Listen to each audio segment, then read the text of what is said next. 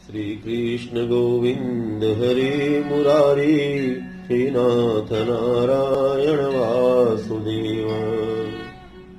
श्री सद्गुरुनाथ महाराज की जय। तत्व चिंतामणि। भक्तराज प्रहलाद और ध्रुव, इनके विषय में आज हम सभी श्रवण करेंगे। विश्व के भक्तों में भक्त प्रवर श्री प्रहलाद जी और ध्रुव जी की भक्ति अत्यंत ही अलौकिक थी। दोनों प्रातः स्मरणीय भक्त श्री भगवान के विलक्षण प्रेमी थे। प्रहलाद जी के निष्काम भाव की महिमा कही नहीं जा सकती। आरंभ से ही इनमें पूर्ण निष्काम भाव था। जब भगवान नृसिंह देव ने इनसे वर मांगने को कहा, तब इन्होंने जवाब दिया कि नाथ, मैं क्या लेन देन करने वाला व्यापारी हूँ। मैं तो आपका सेवक हूँ। सेवक का काम मांगना नहीं है और स्वामी का काम कुछ दे दिलाकर सेवक को टाल देना नहीं है।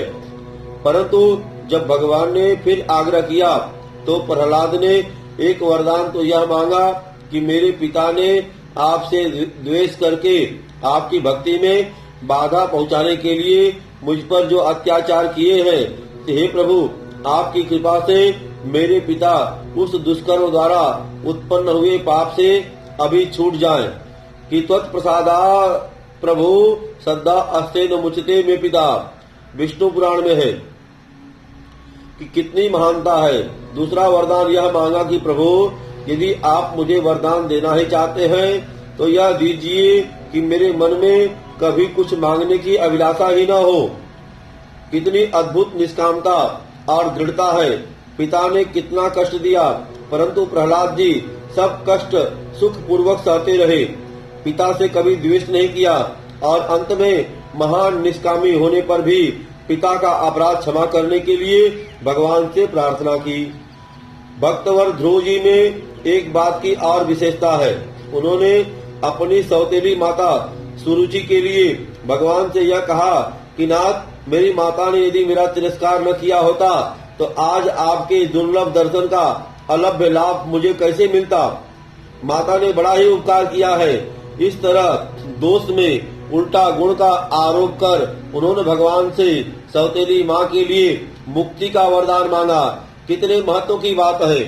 पर इससे यह नहीं समझना चाहिए कि भक्तवर प्रहलाद जी ने पिता में दोषारोपण कर भगवान के सामने उसे अपराधी बतलाया। इससे उनका भाव नीचा है। और ध्रुव जी की सौतेली माता ने ध्रुव से द्वेष किया था, उनके इष्ट देव भगवान से नहीं, परंतु प्रहलाद जी के पिता हिरण्यकश्यपु ने तो प्रहलाद के इष्ट देव भगवान से द्वेष किया था। अपने प्रति किया हुआ दोष तो भक्त मानते ही नहीं, फिर माता पिता द्वारा किया हुआ तिरस्कार तो उत्तम फल का कारण होता है। इसलिए ध्रुव जी का माता में गुण का आरोप करना उचित ही था।